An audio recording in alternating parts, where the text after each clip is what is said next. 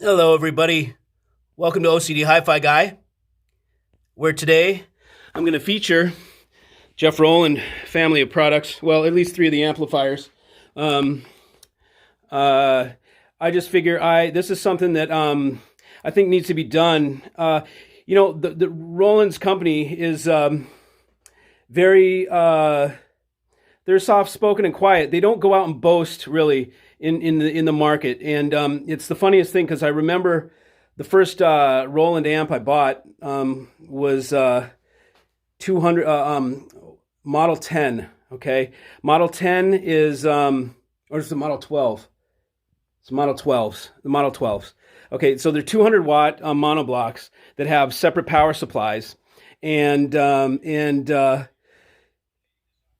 put them in the rig, and I plug them in, and I turn them on for the first time now. It's the first time hearing Jeff Rowland stuff in my system, and I turn it on, and the amps sound so good, and they're so powerful and strong that I got the biggest smile on my face, and I totally just had a chuckle to myself because when you meet Jeff, he is not like his amps are. Like his amps are almost like his alter ego. Like these things are rock star, kick-ass amps. You meet Jeff, he's the most gentle, soft-spoken, quiet guy. He doesn't, I've never even seen him aggression or anything on the guy, And then I play his amp and it's just like, buh, I'm just like, oh my God. Jeff's a rock star, man, so it was pretty funny because it's like its expression, his, just like anybody's creation, their expression is imbued in it. So it's a part of him that he's got that's inside that I've never seen on the outside. But when you hear his amplifiers and you put them in your rig, you're like, there's no question that these things are meant to kick ass. And that's, and so it was kind of funny, but that's my little story there. I went on to buy another pair then of the Model 12. So I had two on each side, so it's four-piece stack on each side, 2 amps and 2 power supplies. So it was really killer looking. You can see in some of the earlier videos that I have on here, I have the 2 stacks there. So it was 4 chassis per side. It looked pretty bad to the bone. But anyways, so but I knew about the 625s, and those were what I had my eyes on the whole time. The first time I heard that, we were in Rocky Mountain Audio Fest. I was with Vapor Audio and Vapor, Ryan Scott, and he had his Perfect Storm speakers there, which are the first time debuting these huge, just giant, beautiful speakers. And they killed the amp. The amp took a dump, like the first day, and we needed something to put in there. And so we asked Jeff. I don't know how we got in touch with Jeff, but someone did, and he came up and he brought a 625 S2, and we put it in the rig. And oh my God, did it change things around? Like it was like a match made in heaven for that rig. And ever since that day, and that was 1 amp, ever since that day, I've said to myself, if I'm going to buy, when I do go to buy solid state and I'm going to get serious about it, I'm going to go to Jeff and find one of his amps because I never forget that first time with the Perfect Storms. And so I went and got myself 6. I took those 4 stacks and I sold all 4 of the monos, and then I bought a pair of 625 S2s, which is what I have now. And they're stereo amps, and I use them for vertical biamp, so I use them for highs and lows. I just love the product so much that I became a representative or a dealer down here in the southeastern United States, and so I'm also a dealer for Jeff's product because I love it. I can't help but want to offer that to my tribe. So. What I want to do now is I'm going to go through the line because I think many people they're just not familiar with it because again, Jeff is not his company is just they're kind of reserved in the way that they just market. They're very, it's an elegant brand. And I mean it's. The clients are very sophisticated. You'll see what I'm talking about. Okay. But look, I like to kick ass. And I'm not really that sophisticated, but I love this thing, and they are proper amplifiers, regardless, even from the entry level all the way up. So I'm going to start by showing you guys the physical amplifiers themselves. I've got 3 of them. I've got the first 3 in the lineup. I believe this is the first 3. Yeah. So I've got the 125, the 525, or is 535, 535, I think it is, and then the 625 S2. So those are they go the first amp is $3,000, the second amp is $6,000, and then the next amp is $17,500. And so that is the way they go. Now, normally a $3,000 amp would not even be in the picture because it's really not the market that he serves. But Jeff decided at one point to go ahead and make something for quote unquote the entry level. And this means for $3,000, pretty much anybody can afford it, no matter what you say. You can afford it, trust me. And if you need me to show you how, I'll show you how. Anyway, so he added this, and when he added the 125, and I was trying to make a point of this the other day, it is an amplifier that, let's make sure this is still recording. Yeah. Okay, cool. See, I could just reverse the thing, but anyways, okay, so. The 125 is something that gives a person a chance to own a piece of Roland gear and to get what the Roland thing is, okay, to really get it. And that means to get the chassis, okay. Jeff is known for his chassis. If you don't know that, you will now. They're milled or carved, out of a solid piece of aluminum. I mean, for the big amps, just a giant block of aluminum. There's nobody does this, okay? They just started doing it overseas, but look, Jeff was the pioneer of this. None of those guys do heat sinks the way he does, integrated in. But, they're good at copying stuff. So anyways, Jeff's product is got the heat sinks and the big amps. The heat sinks are machined out of the block as well. And so right on down to the $3,000 line, you will see, and I'll show you guys how, the chassis do not change. Okay, so you really get a piece of the Roland legacy for $3,000. Some people say, oh, that's too much of a chassis for $3,000 amp. And it's like, but you don't get it. That's Roland's trademark is that chassis. So why would he change it and cheapen the chassis so that he could offer the fledgling Roland buyer a cheap chassis? It just wouldn't make sense. He goes the extra mile and makes the full chassis available at only $3,000. Now, remember, he doesn't sell it for $3,000. That goes to dealers. Dealers sell it for $3,000. So you have to realize, Jeff, what he's selling it for is 40% less than that. Okay, just about half. So we say $1,700 or roughly is what he would be selling it for. Okay, just typical normal business. That's how it works in hi-fi. That's typical margin. So when you look at it, you think, okay, so the guy's selling something that thing for $1,700. You got to realize it's not a money-making venture. He buys them deep. He buys 250 chassis at a time in order to get the price down for you guys. There's certain things that he does in here. He doesn't have a separate faceplate. It all comes out of one chunk so that it's less labor to put together. There's some things that he does to make it less expensive, but by no chance is it any shortcoming. Is it any less of a build than the top of the line? It's the same build quality. Okay. Yeah, it uses a cheap frickin' module in it. Of course it uses a cheap module in it. How do you think it's sold for so cheap? You have to find something inexpensive. And B&O ice module is the only thing that's worthy, that's cheap. Anything else that's in, and when I say cheap, I say like it's their $200 per module. Okay. So, and that's a stereo module. Okay. Or it can be bridged.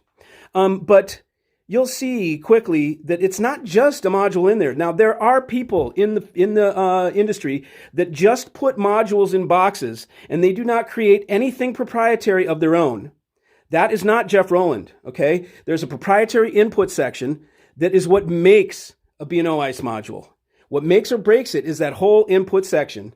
It needs to be done brilliantly or not, and it makes a huge difference. The power supply is also very important.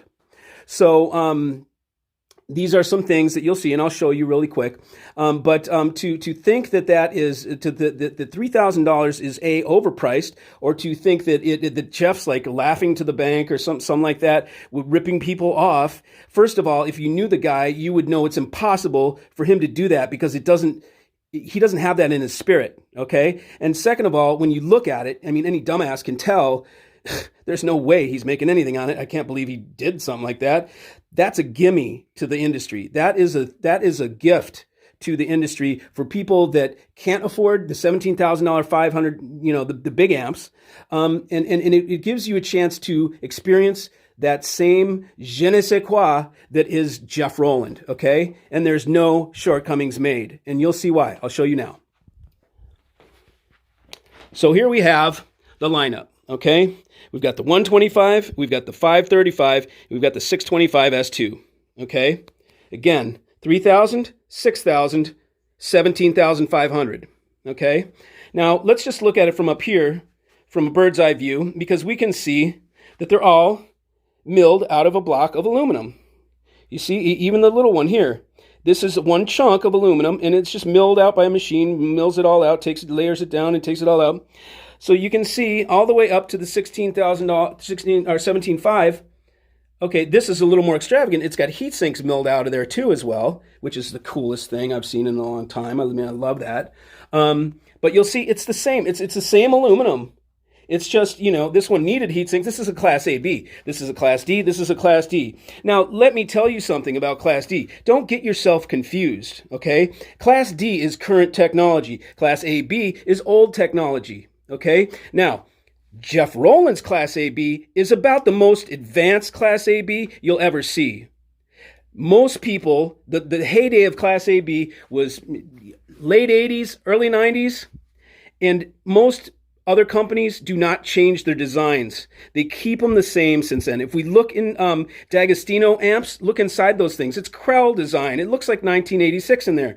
It does not look anything like this. It looks like an old amp in there, and they're $250,000. So if you want to talk about amps that are overpriced, let's talk about that, okay? Because this is nowhere near overpriced. There's way more integrity and history and just integrity. Let me just put it that way in this design. And that's why I'm doing this, because I don't think people know. So I'm going to really make you aware very, very, very quickly and easily. So there's no questions about what's going on here.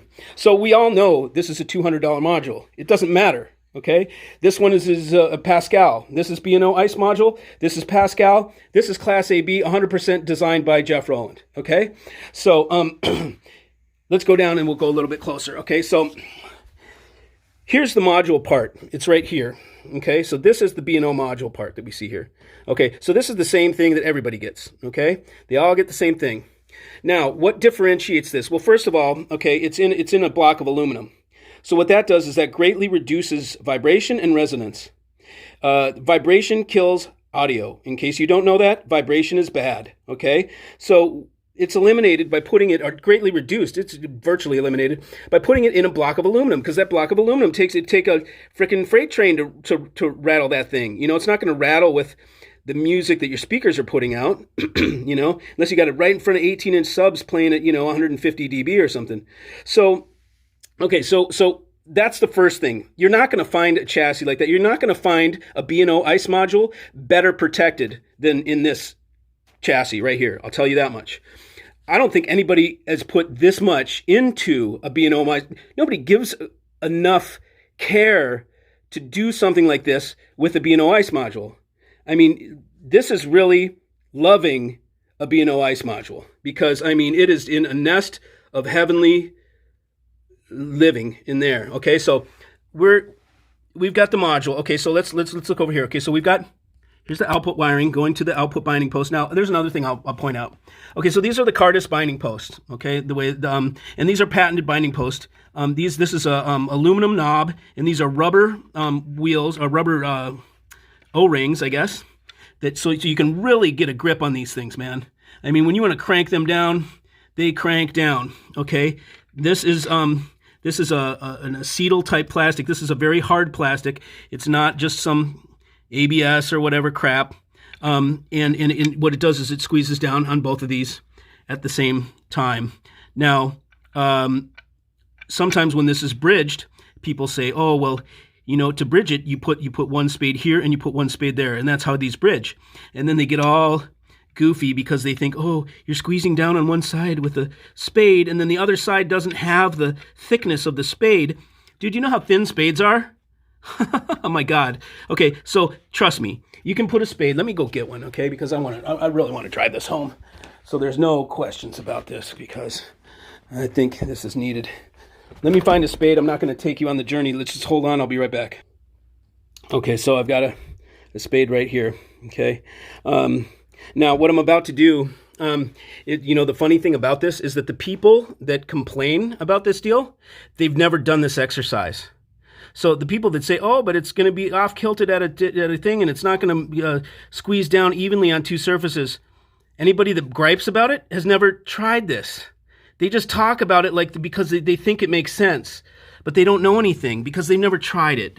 So that's a problem that we have with our industry, and it's part of why I started the Hi-Fi Tribe, because we don't do that. We don't do that. We talk about shit we know about, not about stuff that we think we know about or that makes sense, to us, So I'm going to set the phone down a second while I put this spade. I'm going to come up from the bottom, and then I'm going to crank this wheel down so you can tell me if, Okay, so, and I've got it cranked tightly. Okay, so here's what we're looking at. Okay, if you can see this right here, let me get a closer one. Get in closer on this. Okay, so let's see, go. Okay, right there. Okay, so the only part that we need to be concerned about here is the bottom of that spade, because the top up here is just plastic. It doesn't make any contact. So we really want both these legs of the spade to be touching that flange right there. Okay, so when we crank this down, sure, yeah, it angles one side, but is it any looser here? No way. Can I pull? I can hold this amp upside down by this spade. I'm trying to pull it out. There's no way that thing's coming out. I can't even rotate it. I'm trying to rotate it. That thing is in there so pinched so hard and squeezed down on both sides. There is no issue with that. This plastic does not need to be touching it on the top of the spade right there. That gap, that does not matter because there's no contact there. The contact should be, it's actually arguably better, because if we have the plastic touching there, you're going to find dielectric loss. Without it, it's an air dielectric, so that's better, isn't it? Yeah, it's better than having it level. Okay, so there, that can calm anybody's concern about that one there. You don't need to be concerned about it, okay? Because I just showed you that it doesn't matter, and that it's actually better with one side leaning up because you got an air dielectric. Okay, so let's go back out and let us check out this part here. Okay, let's see where we. Okay, so these are the input wires. This is mil-spec Teflon silver-plated copper, twisted pair with the silver shield. So this is upgraded input wiring. This is not typical input wiring. Both of those are. The black ones are too. Okay, so that's unique and different. This output wiring is also upgraded and not typical copper. It just typical run of the mill. Okay, so over here we've got a special part of the power supply that is what gives it the dual voltage. Okay, let me try and get this focus back. Why is it not doing it? Let's see. Let me see if I gotta go like this. Yeah, that's too close. Go back out. Okay, so this whole thing here is so that you can plug in with 240 or 120 without switching anything, without touching a thing. You can just plug it right in. It's voltage sensing input for the power supply. So that means you can use it all. What is up with this damn thing? Man, okay. Hang on. I don't see why it's doing that. Okay. What the hell? What the heck? Okay, so I guess we're gonna go like that. Maybe it needs this to focus. Okay. So this is the auto switching part of the power supply that we got there, and then we come over here, and what we've got is this is the proprietary. This is the Rollin input card. Okay, so this, like typical Roland, you see it up there, in that one, and all the way to here. We've got Lundahl input transformers, okay?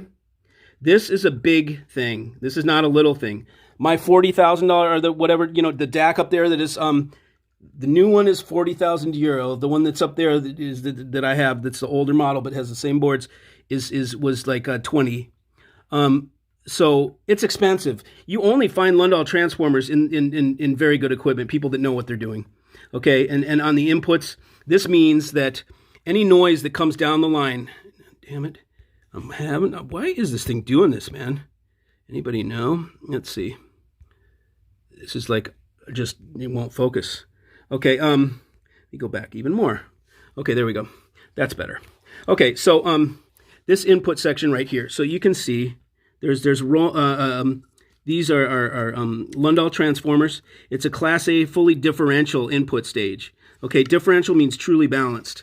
That's why there's no RCAs on here, because it's fully balanced. Now, for the people that want RCAs, you can just use little adapters. It does not matter, okay? It's fine on this model. You can just use little adapters that are RCA to XLR converters. They're just little adapter things. Or you can have somebody like me that's a cable maker make you a cable that is RCA on one end and XLR on the other. No problem.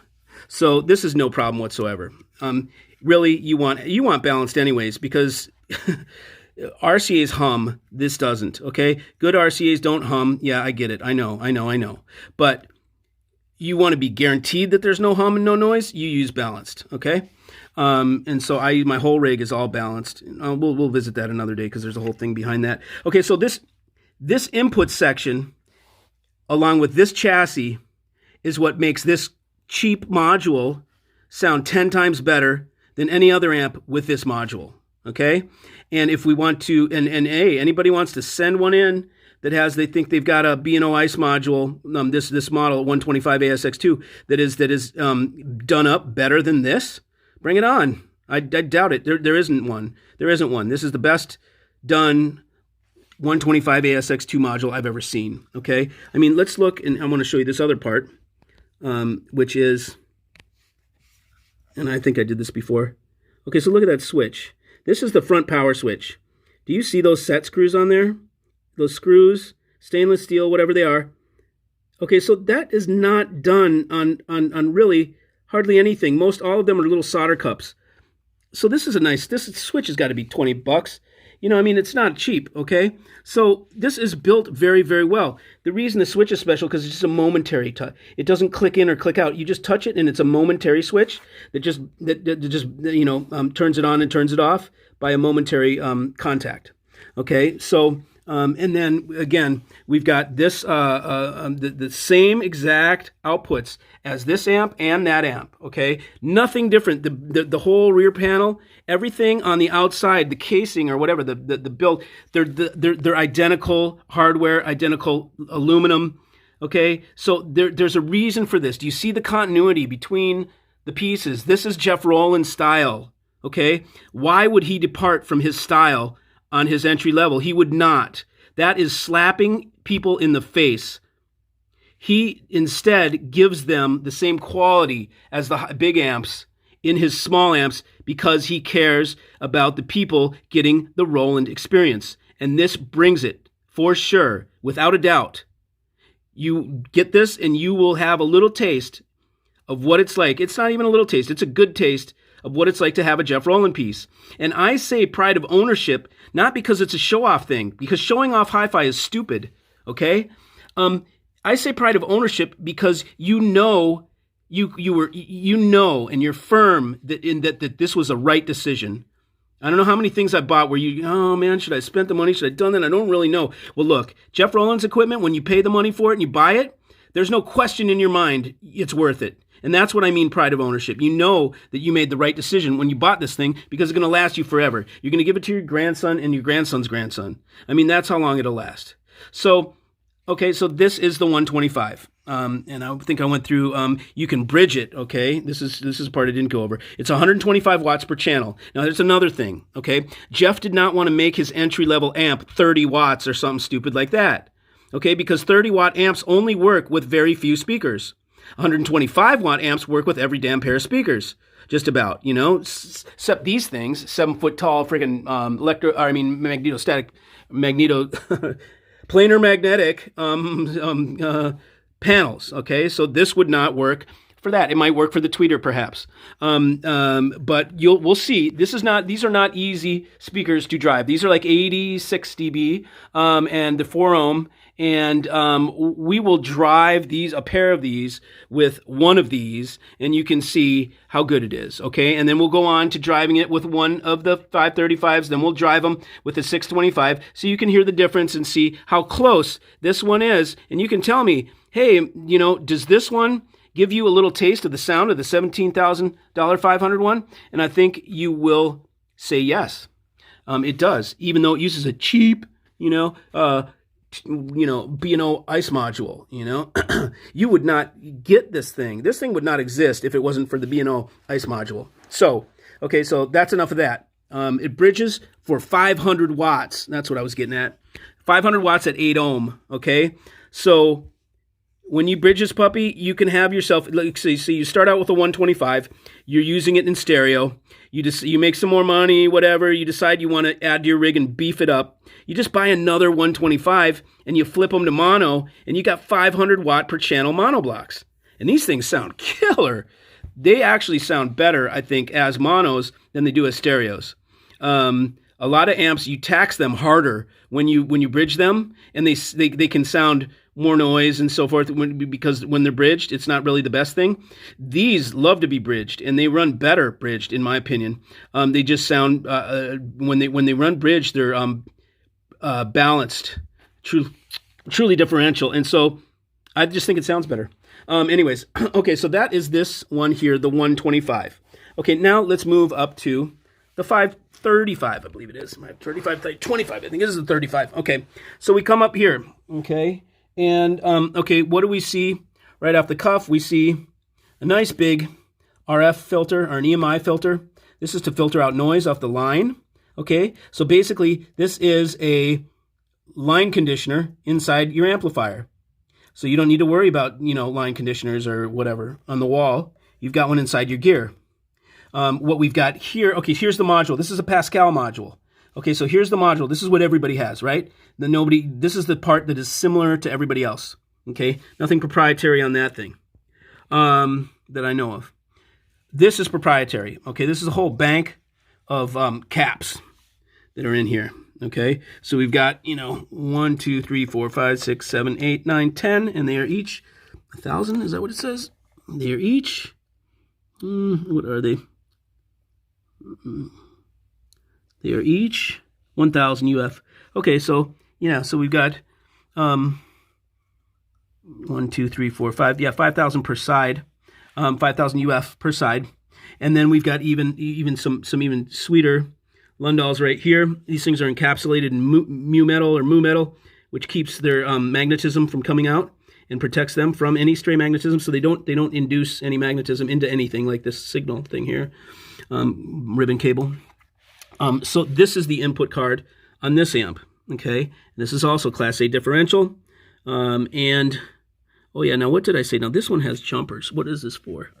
There's some jumpers in here. See, he's got some jumpers. Jeff puts cool stuff in here to make these, like the 125s that I was just showing you. There's a way to switch jumpers in here to change the dimness of this light. So if it's too bright for you, you can knock it down a couple, and I think you can turn it off too. So here's our input section.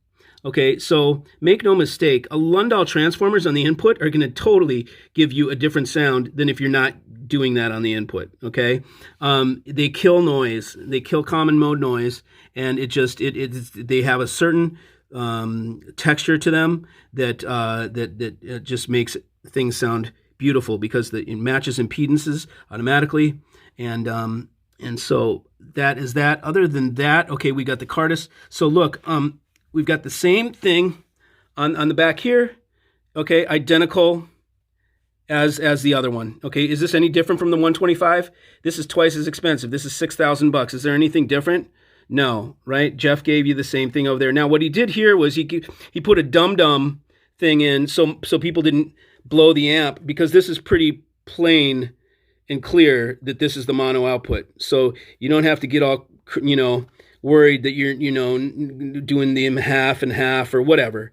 The bottom line is this is just there to make it just like. You couldn't make it any easier. If you mess this up, you're a true dum-dum.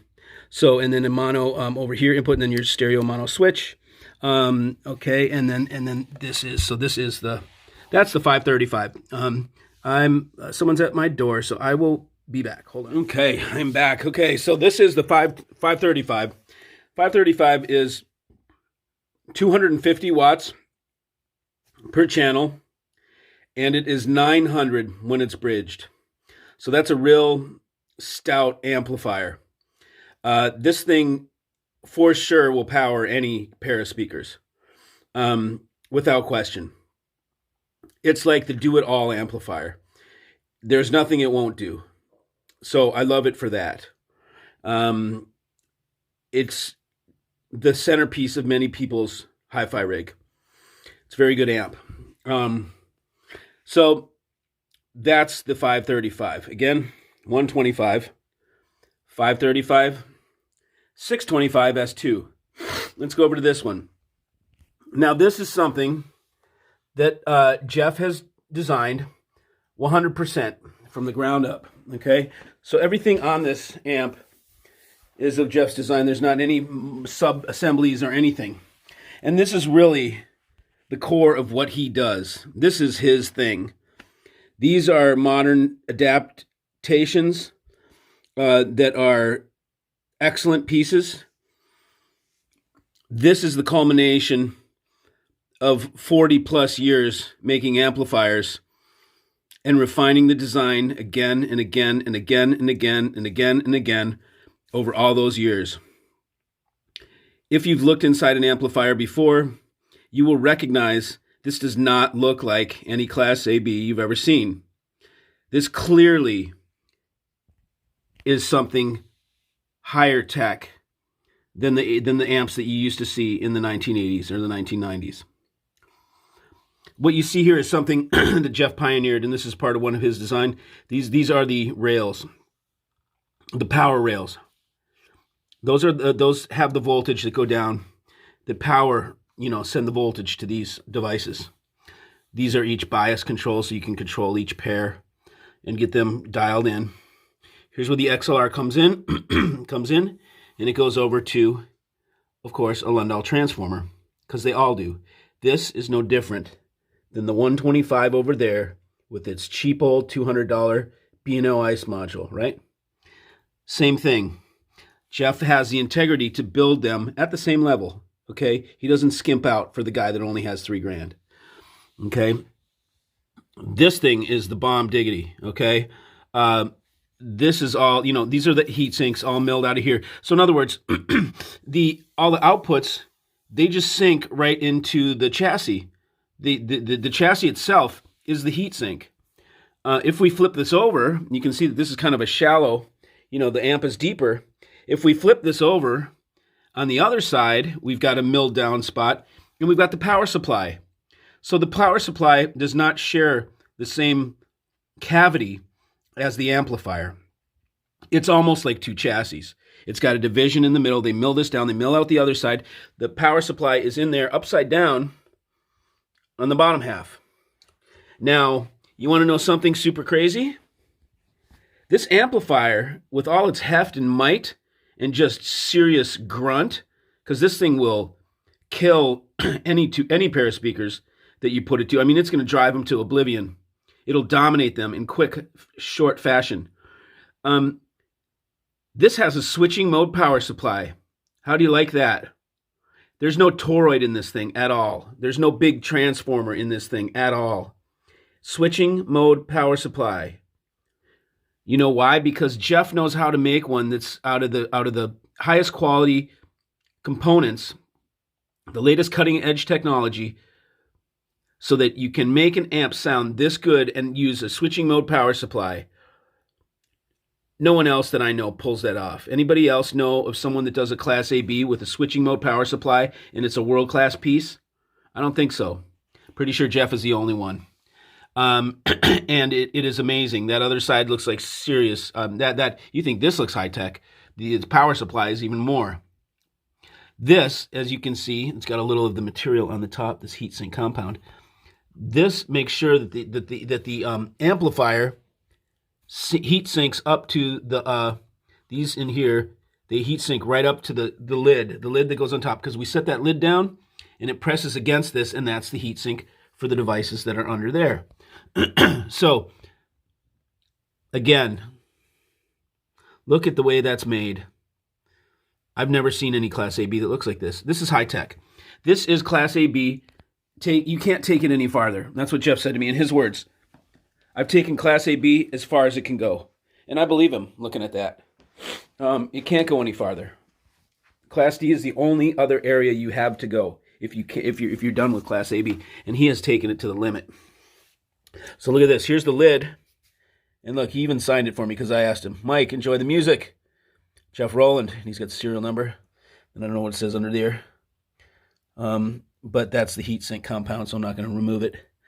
You can see how there they kept the anodize off so that the shield works. It'll if you don't do that, then it won't conduct to the next part. That way you put it in here, and it makes sure that it has the shielding process works correctly.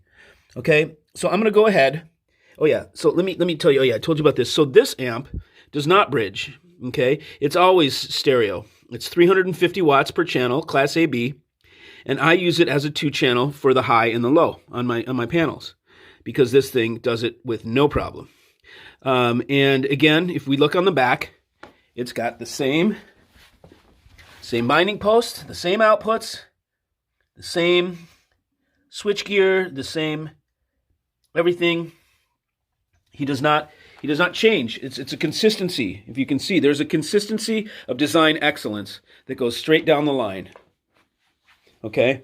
And there's no way he's making a Class AB that's worth a shit, that has any power, that fits in this chassis that's $3,000. So this is the only way it's going to happen. Do you get that?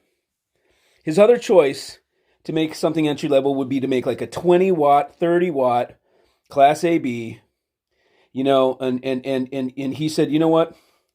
That's not going to power enough speakers. It's not going to make enough people happy. 125 watts is going to cover 90% of the people out there with whatever speakers they have. So that's thoughtful. 30 watts pigeonholes you into clip speakers or other high efficiency speakers that maybe you don't want to have. So I think this was the best choice. Okay, so now I'm going to go ahead and put these all back together, and then we're going to move them over to the middle, and I'm going to hook them up to these two speakers here. These are 86 dB 4-ohm speakers, so they're not the easiest thing in the world to drive. For instance, like my single-ended triodes, definitely not. If I put that thing in there, even though it's 35 watts Class A, no way, it won't drive it. It will sound horrible. These probably won't even work. Maybe we could try later, but nevertheless, we're going to put these three in and we're going to compare. You're going to hear them in stereo version. I've got another one of these so we can listen to them in monoblock, and we will listen to them. And let's listen to the Jeff Rowland legacy of these amplifiers here. And let's listen to 3 of them in a row, and let's see how they sound and determine for ourselves if we think they're excellent or not. Okay? I'll be right back. See you.